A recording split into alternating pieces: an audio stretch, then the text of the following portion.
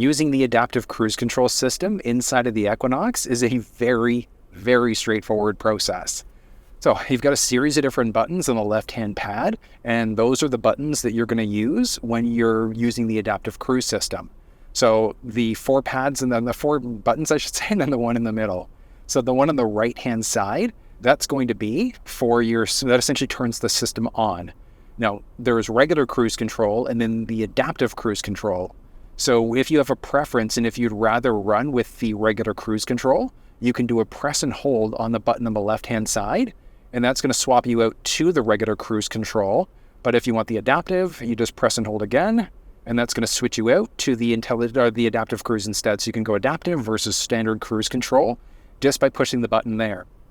I honestly think that's a brilliant choice on Chevy's part for including this as a default. So rather than having to fiddle around through different buttons and things like that, you can just do a press and hold there in order to be able to switch between which mode you want. So, kudos, that is a brilliant system. Now, in order to be able to set the system, once you've got the cruising speed you want, you've got the set button along the very bottom. So you're just going to push that set button, and that's going to turn it on. So we're now running off of the adaptive cruise control system right now. And I mean, there's obviously nobody in front of me, so not really going to be able to utilize that stop feature, but it is there.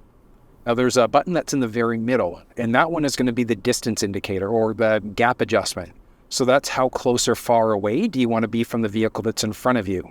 There are 3 different settings that are available, so that one's really just going to be a matter of preference. Do you prefer to go a little bit, you want to have a little bit more distance, like a safety perspective, or would you rather have slightly less distance? That's going to be on you. And then you can easily adjust. So you can go 1 kilometer, 1 mile per hour up and down as you go. So, I mean, the speed limit here is 50. So, I mean, if we drop down, I'm dropping down to 42, and that's just me choosing to do that.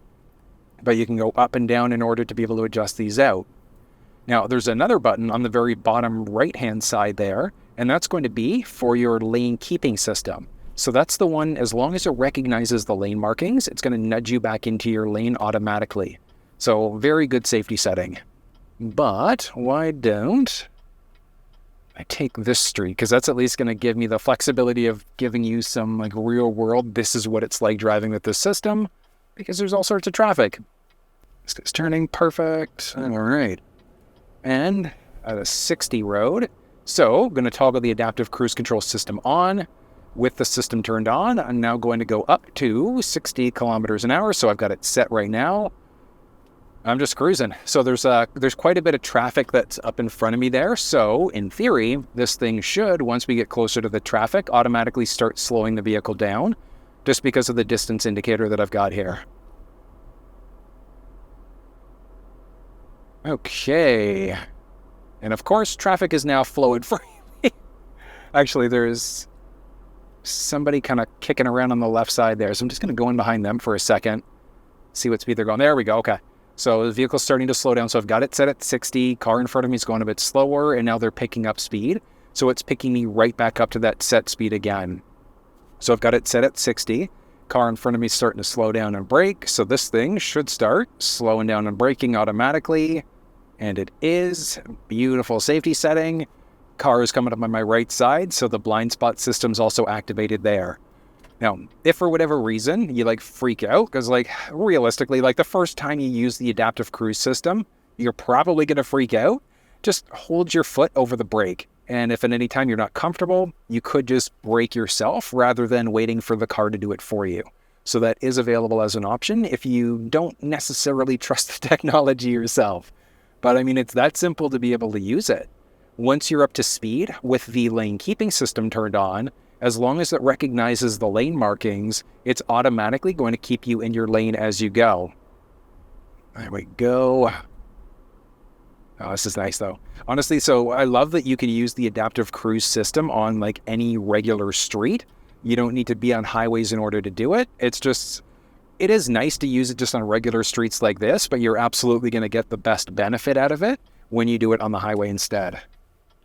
Doing it on the highway. That's how people get in trouble. All right. And one more little test. 1.5 turbo is actually kind of nice inside of this thing. And so we're going to resume. 60-kilometer-an-hour road right now, and I've got the gap adjustment set to the mid-level. So at this point, just waiting for cars to start slowing down. But I mean, my foot's off the brake right now, off the gas, I should say. It's off the accelerator, it's off the brake. The car is literally driving for me to a degree. I still do, like, you're still going to have to turn yourself. Like, you don't have the flexibility of trusting the car. It's not like a full self-driving system yet. Still is nice though. Now with the lane keep assist, what's going to happen is as it recognizes the lane markings, it's going to go green inside of the cluster.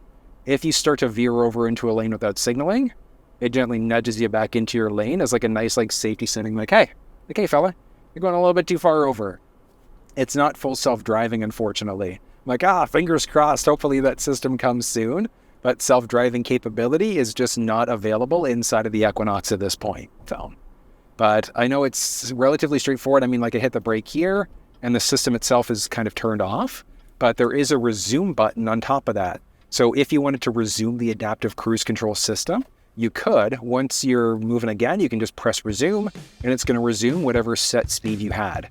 So it is a really good system overall, but I definitely recommend using it if you've got it. I mean, the system's there. It takes a little bit of getting used to, but you do have the flexibility of just going to regular cruise control if you don't trust the adaptive as of yet. But that's how you use the adaptive cruise control system inside of the Equinox and technically all other Chevy vehicles.